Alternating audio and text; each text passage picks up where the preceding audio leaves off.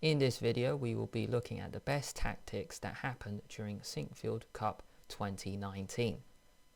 Players that will be featured in this video will be Caruana Aronian, Nepom Nakamura, Vichy Anand Anish Giri, Magnus Carlsen Wesley So, Mamedyarov, Karjakin MVL.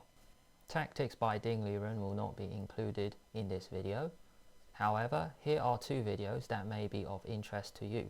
The first one being his game against Anish Giri, a positional masterpiece, and the Sinquefield Cup playoff in which he beat Carlsen in fantastic attacking style. Both of these videos will be linked in the description below. Let's begin. f6 just played by Giri. Queen takes g6 now by Mamedyarov. F takes e5, bishop d3, e4 blocking the diagonal, and now the middle game explodes, beginning with knight takes e4. Bishop e8 played.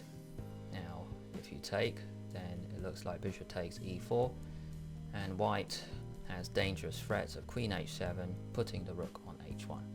In the game, bishop e8 was played first, forcing knight f6 check because the white queen is trapped after rook takes f6, queen h7 check, king f8, g5, opening it up, take, rook f7, now queen h3, planning g6 next. The bishop is still on this diagonal, and in this position Giri played rook d8, but there was a nice try which may have led to a black advantage, beginning with d takes c4. The point of this capture is to deflect the bishop off the d3 g6 diagonal. After bishop takes c4, rook f5 blocks the queen and bishop attacking the e6 pawn, giving black the chance to use his bishop on e8. It can come to g6 and black is starting to take over. However, in the real game, rook d8 was played, and after g6, rook f6, queen h8 check is a very interesting pattern for a perpetual. After take, rook takes h8 check, king g7 check, and then we have a draw. You cannot go king g8 because rook takes e7. That's why you keep oscillating between f8 and g7, and then it's a draw. You cannot take this because or else you'll be a rook down. Anand against Giri. After queen b7, take, king f8. The rook on b7 is so strong, so why not join the party? A great move would have been rook c1, but in the real game g3 was played. Let's have a look at rook c1. Double rooks on the 7th file looks very strong. g5 was perhaps the reason Anand rejected it, but here there's an amazing move beginning with h3. Now you might be thinking, what on earth is the difference? So what? I'll go h5, planning g4 anyway. And here we have this brilliant move beginning with e6, vacating the e5 square for the knight to jump in. If you play f6, then rook c7, black can't even move after rook e8, d5. After e6, if you take, knight e5 is such a brilliant move because knight c6 or knight g6 cannot be stopped and pieces will be forked. If you play knight d4, knight g6 check, and white will be winning. King g7, knight e7, let's just play on a bit. Rook d1 check, take, king f2. It is 2 versus 3, but the knight will eventually get back into the game, and then it will be a winning endgame. Rook d2 check, king up, king f6, knight c8. Let's compare the difference. After g5, why not rook c7 straight away? This was my first question. It's because g4. After rook takes e7, you can take the knight. g3, f2 check, king f1, rook f5. Maybe this is also winning, but the other line looked very nice to get a knight onto the e5 square. The next question was, after g5, why not e6? What on earth is the difference? Because after this, knight e5, there is no knight g6 check. It's very important for white to play h3 to encourage h5, so then knight g6 check is a possibility. In this position, you could just go g4, because knight c6 doesn't work because rook c8. In the real game, g3 was played, and after rook f5, king g2, f6. Giri defended well, he managed to get a few pawns off, and then this led to a draw. Here are the final moments of the game. Knight f5, king takes e6, knight e3, bishop c7, and the pawns now come off.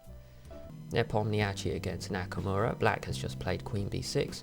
White now plays queen c2. 10-minute think. knight b4 after thinking for 14 minutes. Did white blunder or did black blunder? Bishop takes h7 check, king h8, queen c7. Queen takes c7, rook takes c7, bishop d8. Now is white in trouble? It is funny that white has two pieces being attacked, but as it is white's move, white can now attack two of black's pieces, playing this brilliant move, bishop d6, just in time, attacking the knight on b4 and the rook on f8. Bishop takes c7 was played, but what if rook e8? Rook on c7 and bishop h7 are being attacked, so let's save the rook first with rook takes f7, king takes h7 and bishop takes b4. And white is a pawn up, king g8, rook f3, the rook is safe. Back to the game, bishop takes c7 was played. Bishop takes f8. Now one of each piece is being attacked. Black chooses to protect the knight with a5. Bishop b1 to save it. Bishop e5, b3, bishop g4, bishop c5. And now let's go to the bishop endgame. White has 5 pawns, black has 4 pawns, bishop e5 played. Nepom actually plays bishop c3, a clever move, no need to play h3, bishop c3 is good. You cannot take on h2 because f4, trapping the bishop, the king can just come round. After bishop d6, e4, take, king e6. Now why not g6?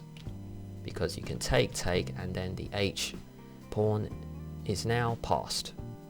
Nakamura chooses to get his king into the center with king e6, bishop takes g7, bishop takes h2, bishop d4. A lot of maneuvering happens now. Let's get to the next key point. 3 versus 2 now. Bishop c1 check, king d3, b4. Putting a pawn on a dark square is never a good idea, but Nakamura went for it. Now let's see how white rounds up this pawn. Bishop b8, king f6, bishop d6. After bishop e5, bishop a3, bishop d4, bishop c1, bishop e3. Bishop d2, attacking the b4 pawn from this angle. After take, bishop a3, king d4. The king is now closing in on the b pawn, and then that will be the end of the game. King f5, king d5, king c5, king b5. Clever move. Bishop takes b4. Maybe this is winning anyway, but I just want to show you this clever idea from white. After king b5, delaying a move, taking it, king e4, bishop takes b4, and now we see the really cool idea, defending the pawn from the side. In this position, black resigned because after bishop c1, bishop d6. Funny stalemate between Carlsen and Karjakin. Black has just played f5, and after e takes f5, knight takes f5 check. Both players are just cooperating with each other. After knight takes, e takes, king f2, king h4, king g2, a5, king f2, king h3, king g1. Is black making any progress? No, because the king cannot go to g4 or to g3. h5, king h1, h4, just boxing himself in. f6, king h1, and now the stalemate idea. a4 take, b3 take. Black's move, black cannot move, it is now a draw. Draw by stalemate.